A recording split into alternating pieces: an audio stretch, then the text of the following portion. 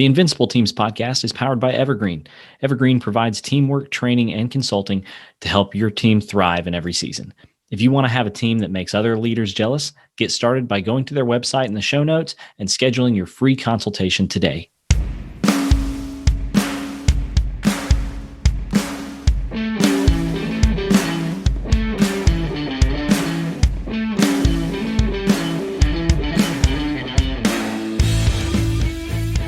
Welcome to Invincible Teams, a podcast for team leaders and business owners who are tired of dealing with drama and politics, high turnover, and teams not meeting their potential. We know that team leaders and business owners like you are pretty much always under pressure to get the most out of your teams. And we believe that every team should reach their potential, and that if we get intentional, our teams can become invincible.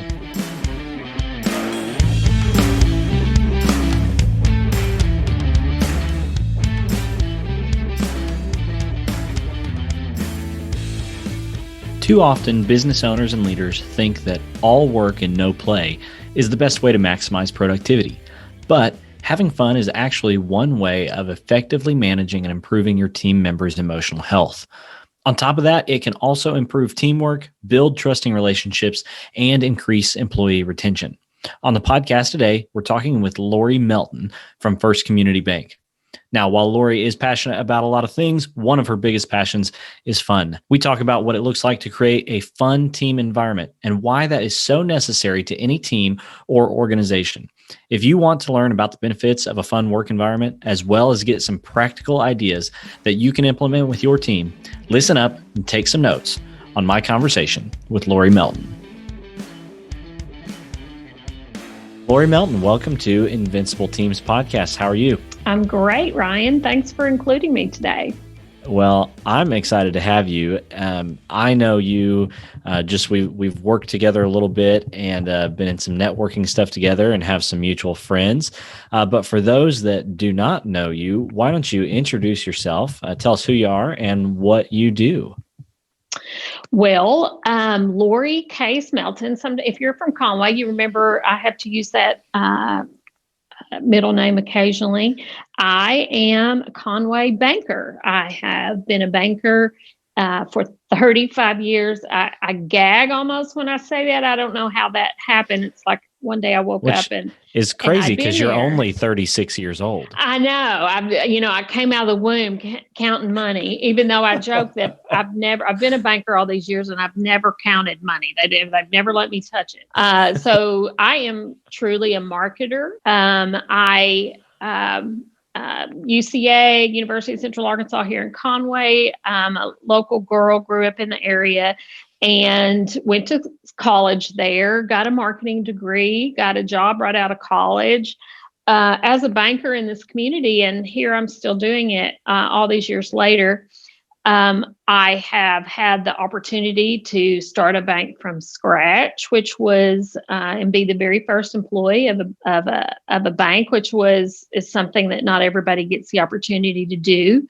I'm currently working at a bank called First Community Bank, and we started while the bank is not new, we have started a new market here.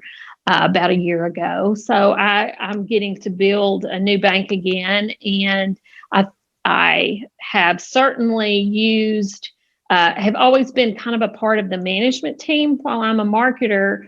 It bleeds over into, when you start something from scratch, you have to wear a lot of hats. And certainly in that bank I started from scratch, they even let me do HR for a while. That was really frightening.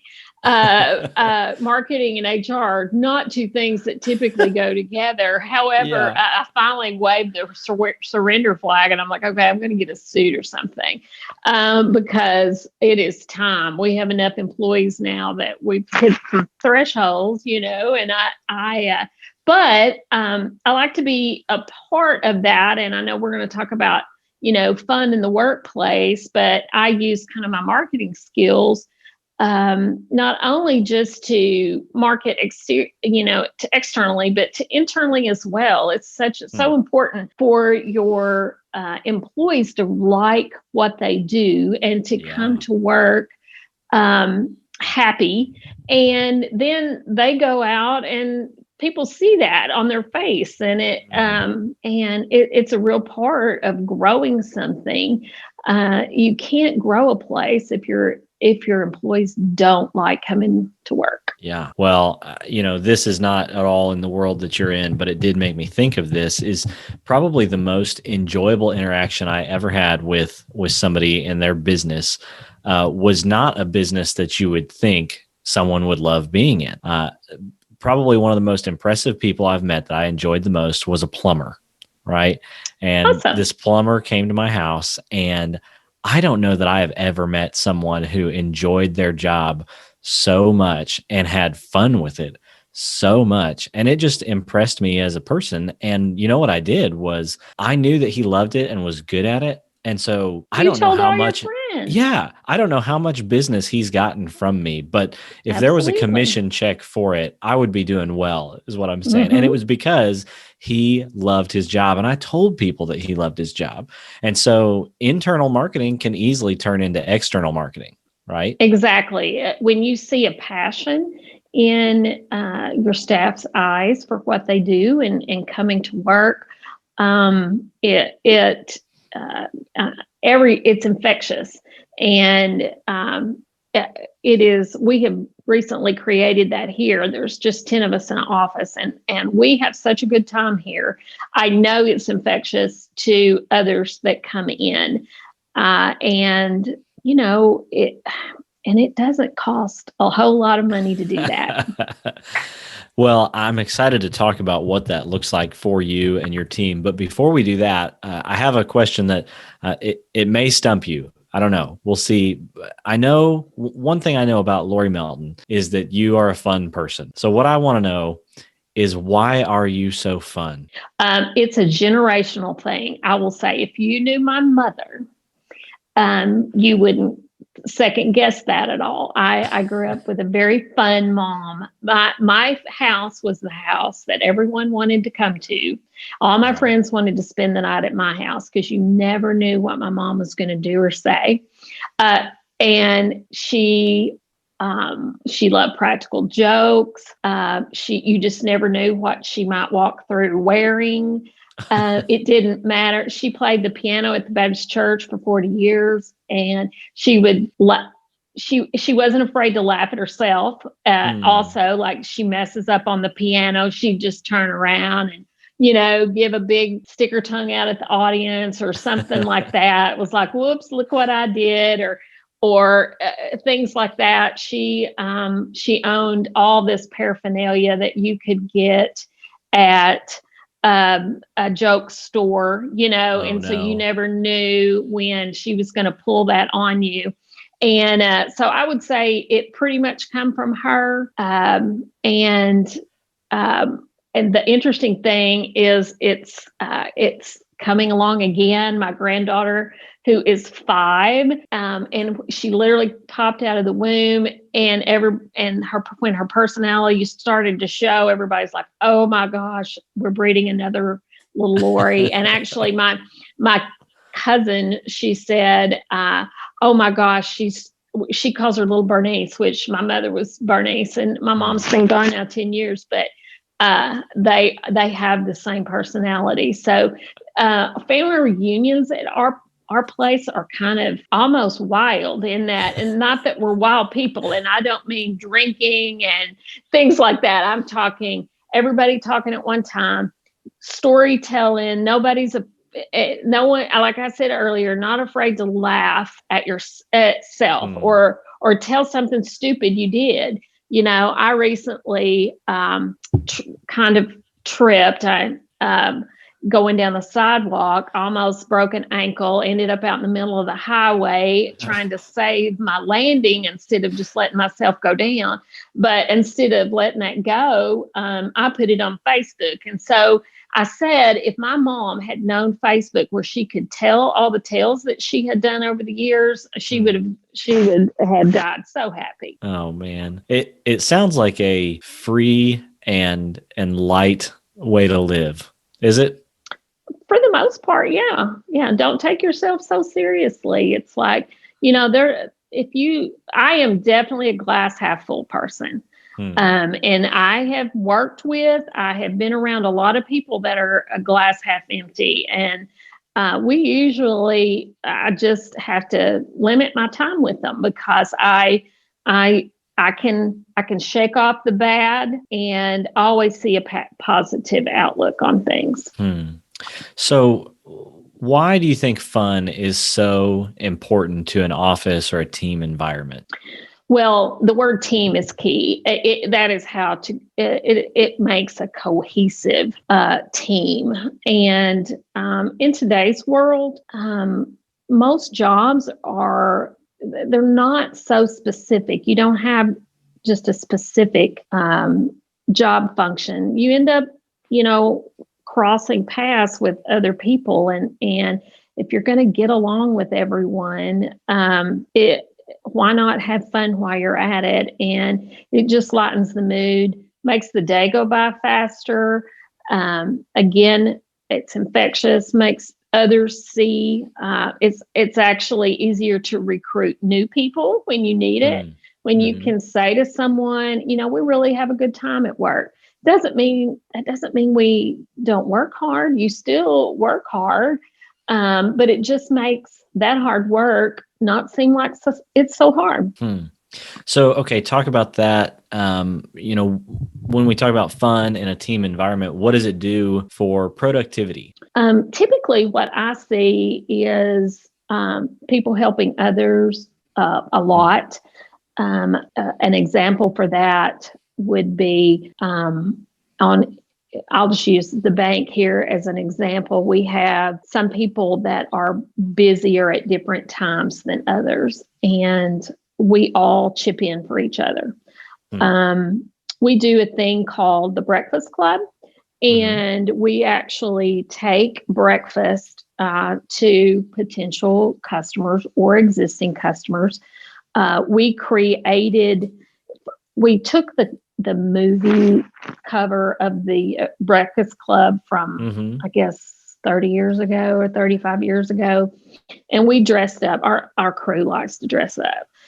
So we picked 5 people that look like, or not that look like, but we dressed them like, so the photography looks like the cover of the Breakfast Club. So we take that out, but we don't, I'm in the sales role, but I'm not always the one that takes that out. I mean, we rotate that around so everyone gets an experience. Even if you're in the back room, there's days that we've got these people up front that are busy and they can't take that. They can't take that breakfast out. Well, the back room people are like stepping up, going, "Let me take that for you.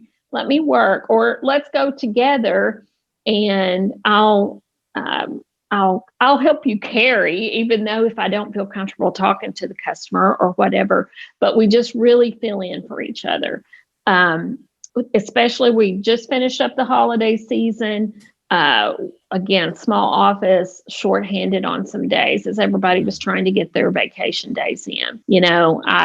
I got in the car and drove around documents to title companies and things like that. Wasn't in my job description, but I wanted to help them out and I had the available time. So it just creates that team atmosphere.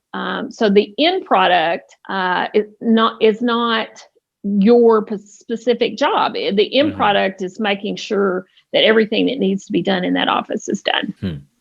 When you think about fun and business, I don't think it's always associated. People don't think of work as fun that often. Why do you think it is that many offices are just not fun? Man, again, people like to think, they like to take things so seriously. And I'll be honest, the banking world is that way in many arenas. They think that banks should be buttoned up and that we should, wear business suits and be, because we're talking about serious matters. We're talking about people's money. But what I've seen is our customers, we they feel that we are more approachable. They feel comfortable in talking to us about, you know what, I had a bad credit experience a few years ago. Here's why. Because they feel like we're more normal people, that we're average people, and we're not on a pedestal. And I think your environment you should create is really what goes on outside. You need to try to mimic your customer base. Is what your office environment should. If you are having, if you are serving a young community, then you need to try to act that way and keep everything as young and fresh as you can.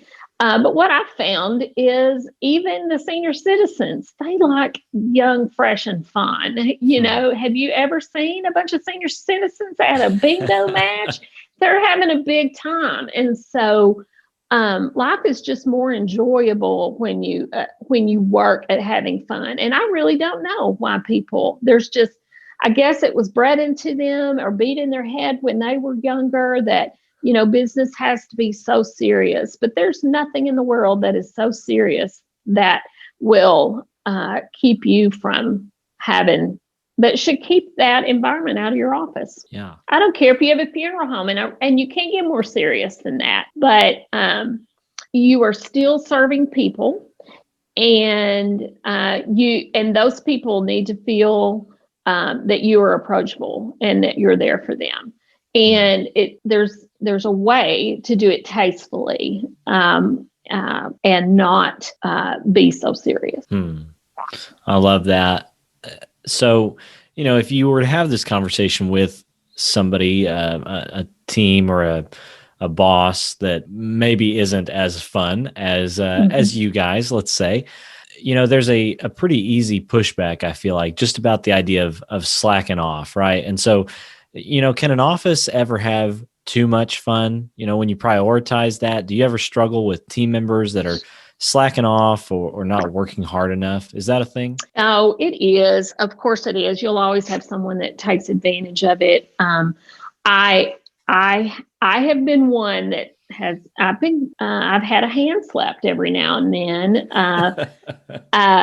especially by the IT guys. If I get some email going, not at my current work, but when you have, I made the mistake one time at a very large bank I worked for, and the Razorbacks were about to play in a bowl game, and I made the go hog, woo pig suey email to everyone. And it about shut the whole email system down, because at the time we had over 1,000 employees, because over multiple states, and then they start with the Florida State and the Gators, chomp chomp and all that. And the IT guy slapped my hand and had to shut it down. And I'm like, I am so sorry. That was not what my intent was. My intent was, it was New Year's Eve. We were all about to leave, and it was just to have a little send off. So there are places that it does cause a problem.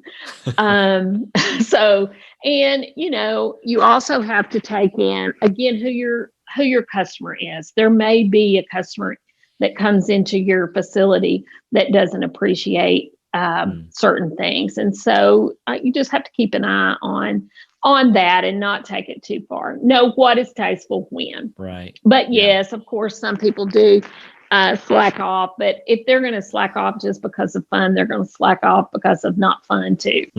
That's a great point. It's a great point. Well, tell us about something fun you've done recently in your office. Well, we just come off a really fun thing that we did, and we did a Christmas card that instead of a regular, old Christmas card, I wanted our Christmas card to be memorable, and I did mail one to you. I got it. Yeah. Yeah.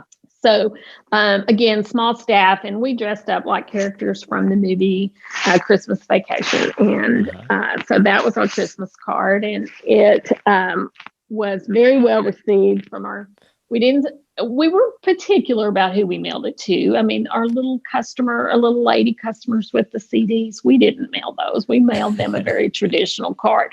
But if we knew you and felt like you would appreciate our humor, and you got the card. So we were trying to. It was not just a have fun card. It was we're trying to stand out among a lot of competition. We are the 16th entry into a bank, into a town with the 16th of 16 banks that just have opened their doors. And so you have to separate yourself. And I typically do it with lightheartedness. And again, banking thinks they're so serious. And in the end, it's just people helping people. And so why not have a good time at it?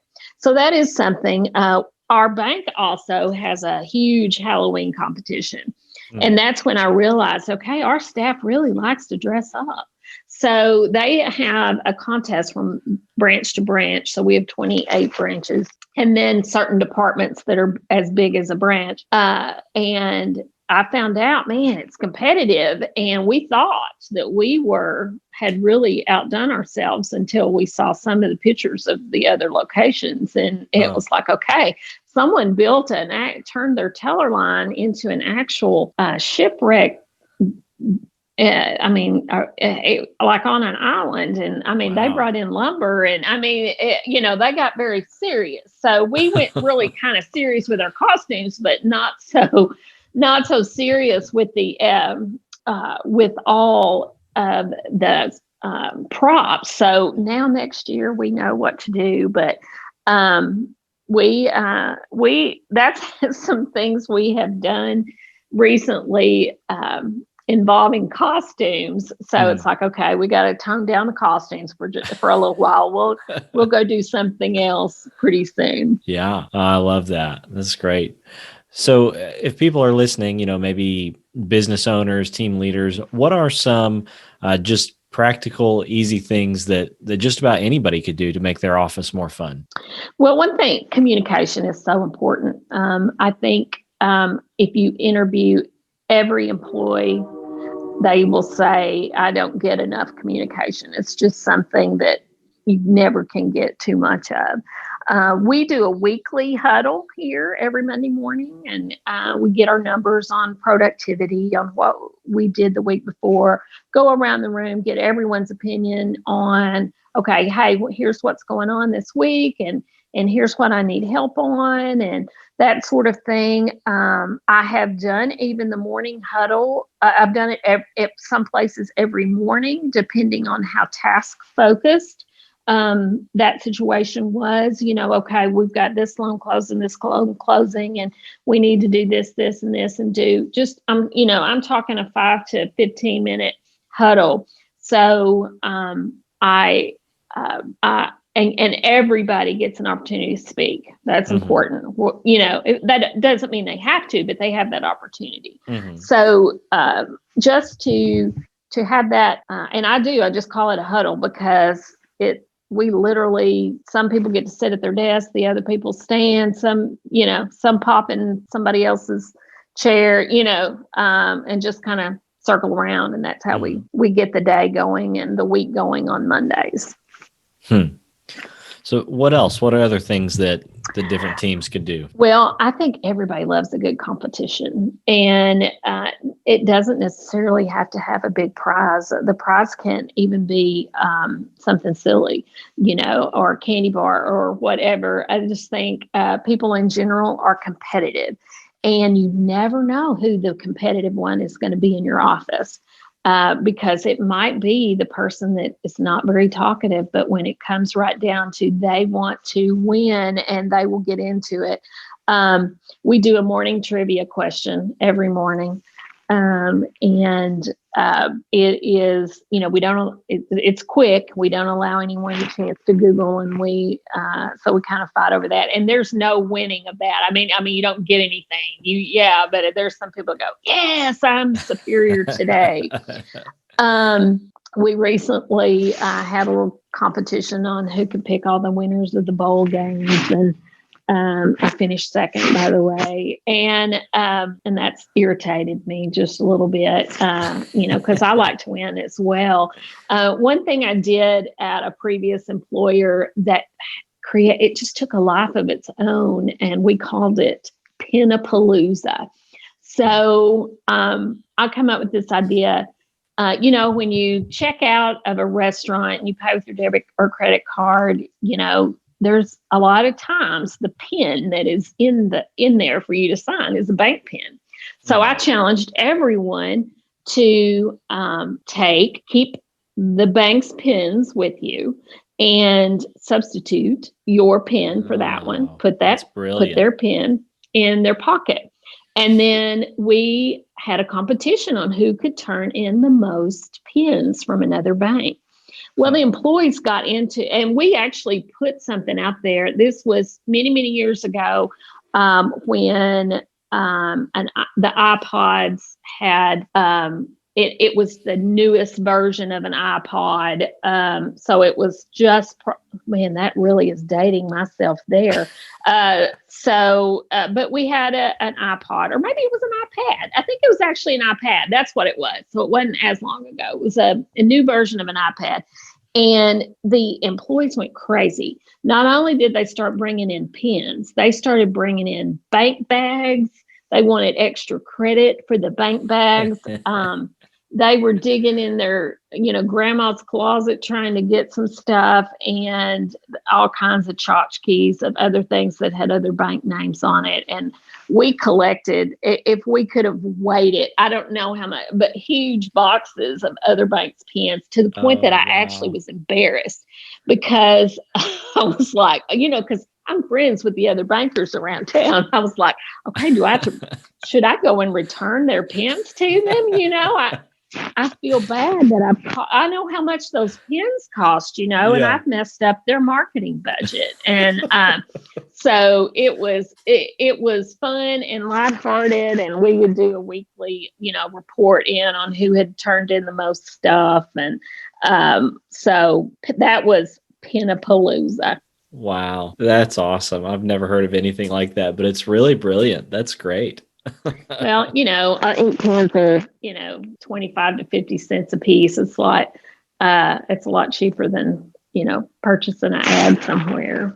Sure. One thing that I have used before that's totally 100% internal, and using baby pictures, having baby picture contests, where you have all the employees turn in a baby picture, and then you pop it out on your email, and you got to guess who baby A is. And it's always interesting to see what people will do with that. And one thing we have right now, it's a little bit I would call it a motivational item, but we have what we call the energy bus. And so literally in our break room, we have a great big board of the front of a school bus. And so different employees get to drive the bus each week. And when you're driving the bus, you have to come up with 2 inspirational quotes. And we print them and we put them in the windshield of the bus, because you're driving the bus. And so now I have added an element to that, that I got a school picture of each employee. And so when you're driving the bus, you have a 15-year-old or a 8-year-old picture or a 12-year-old picture, depending on what age. I think I was the one we use for me is a 9th grade picture, but just to create a fun little element. But and in our Monday huddles, that's where so if you drove the bus last week, you have to appoint who's driving the bus the next week. I see. Another question I have for you is, I'm sure that most of the time, most of the team gets on board with stuff like this, but I'm sure that occasionally you run into a team member who maybe they're just not naturally inclined to those kinds of things. Maybe they're having a rough season where they're having trouble engaging with more fun stuff and they just want to get in and get out. What do you do whenever you run into a team member who's just not really participating in the fun? Well, I'll tell you, that's happened. And it's painful for everyone. I'll just say it's just as painful for the person next to him as it is for them when they see them not able to, when especially if they're the lone wolf. So it's like you've got 10 people and 9 people are all participating, and you've got one that breaks out in hives if they have to speak publicly, and all that. And I will be honest, that's been very difficult for me. And one of the times we had a dress up and someone refused, and I would never force anyone in a costume that didn't feel comfortable with doing that, and tried not to put pressure on them. So it is difficult, certainly in a small office environment. It's easier in a bigger office environment because more than likely there's more than one of them, and they'll kind of band together. And my goal is that no one should ever feel bullied by anything, and just try to respect what they have going on and work around it as best you can. And that will happen for sure. And you see it some in bankers. You get more accounting type driven sometimes people. But in the general way, I think everybody likes to have a little bit of fun. But just keep in mind that, okay, that person could never drive the energy bus, and that's okay, because that. Having to speak publicly, public speaking is the number one fearful thing, even though it's in front of a small group, that's uncomfortable for them. So, let's just not talk about it and move on to the next person. Yeah. So you mentioned respect their feelings, and try not to make them feel too guilty about it. Right. Yeah. Cause I could see how that would just make it worse, right? Exactly. Yeah. And sometimes those people will leave. Yeah. Yeah. And maybe sometimes you need them to go. Sure. Yeah, absolutely. If they're not a fit for the culture that you're trying to build, then that makes perfect sense. Yeah. Yeah. And it'll work itself out. Yes. Oh, absolutely. If you're breaking out in hives, I totally get it. And maybe there is a better place for you. No, I can't imagine being so nervous at a job that happened, and there's a better place for them. Yeah. Well, you mentioned that you have been in banking for 35 years, right? Mm-hmm. So what do you wish that you knew about creating a fun office environment 35 years ago when you first got into this profession? I wish that I would have known how important it really was. It took a while for that. I mean, I feel like I'm just a fun person, but I didn't realize how important. I come in trying to be professional as professional as I can be. I know when to be and when not to be. We'll just say that. I was really green as a goose when I come from a little bitty small town. So my thing was I wasn't afraid of anything. I didn't know. I wasn't. I guess wise to the business world enough to know where I should be a certain way and where I shouldn't. And I just inserted myself in there. But to really get a strategy for it. So it probably the first 13 years of my career, I didn't use this as an actual strategy. I mean, it's something that cohesively just happened, but now it's something I work at. I mean, I think about it and I plan for it. And so probably the first part of my career, it was me understanding the importance of it. And then because it organically happened as my position grew within the company, and I started adding fun things. I started adding fun things just because I liked them. And then I got to see how it worked throughout the company. So I wish I had known that a little bit. I also wish I had understood the impactfulness of holding up your fellow employees. And not that I didn't ever do that, but to really understand the importance of a team and how much more you can get done if everybody is working together to make that happen. And there is banking is an example of one thing. We have, people bank differently than they did 35 years ago. And so back then we had very specific job titles where you went to this location to get this done, and then you went over across the lobby to get this done because that person was a specialist at it.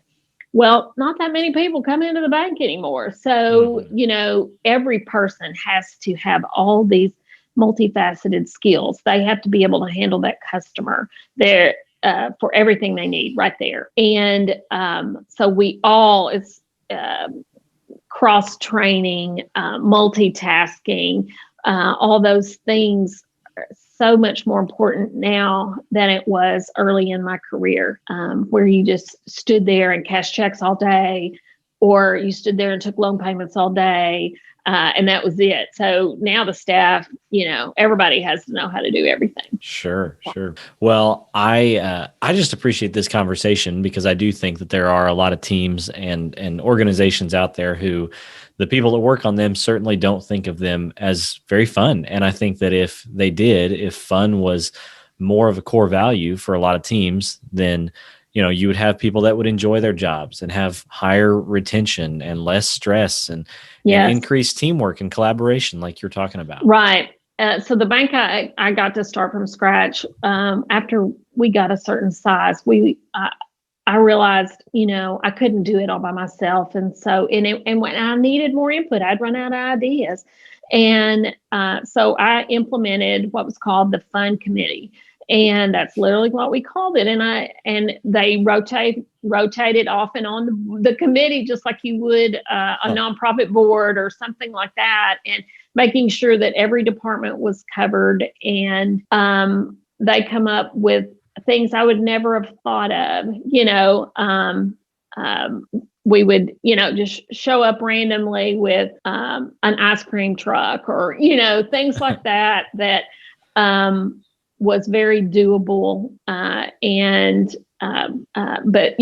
sometimes, a sonic run, on the bank, that costs, especially if you go at happy hour, that doesn't cost very much. And it